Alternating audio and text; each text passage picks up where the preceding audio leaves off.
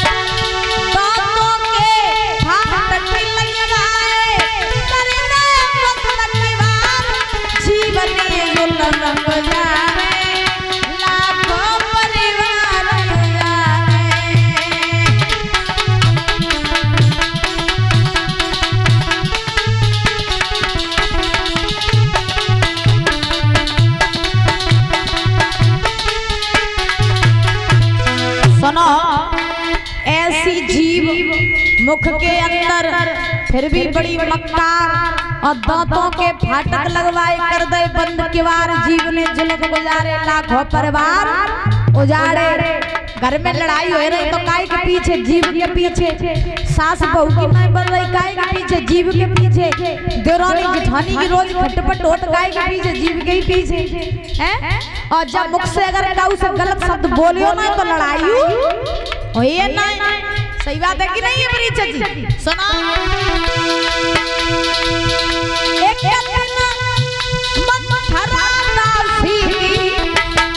ऐसी जीव चली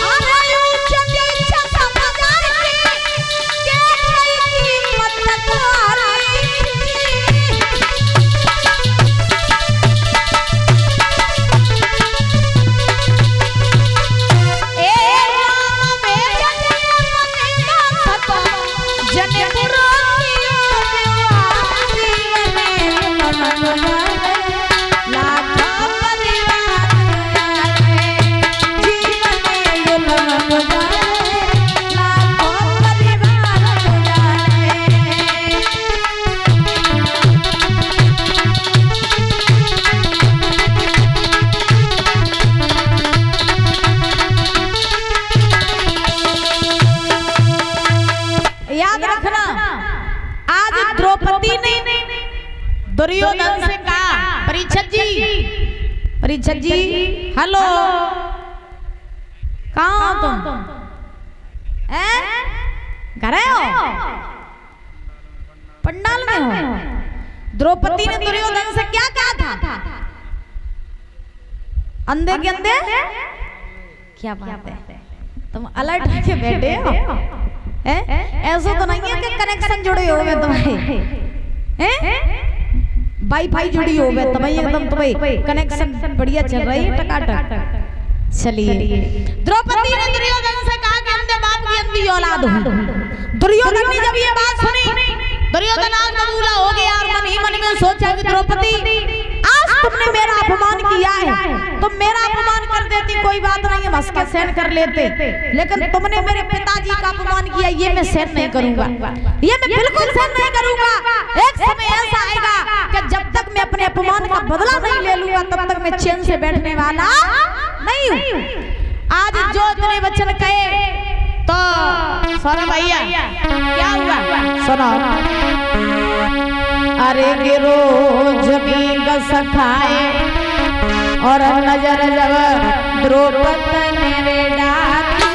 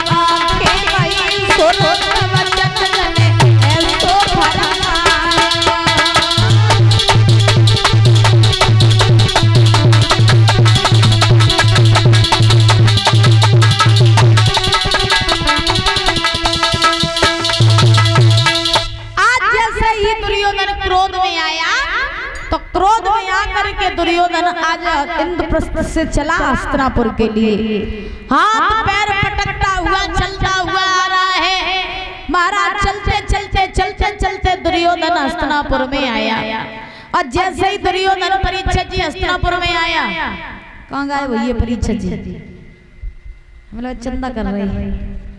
हाँ, तो देखिए जैसे ही दुर्योधन हस्तिनापुर में आया तो आकर के सबसे पहले मामा शकुनी ने देखा।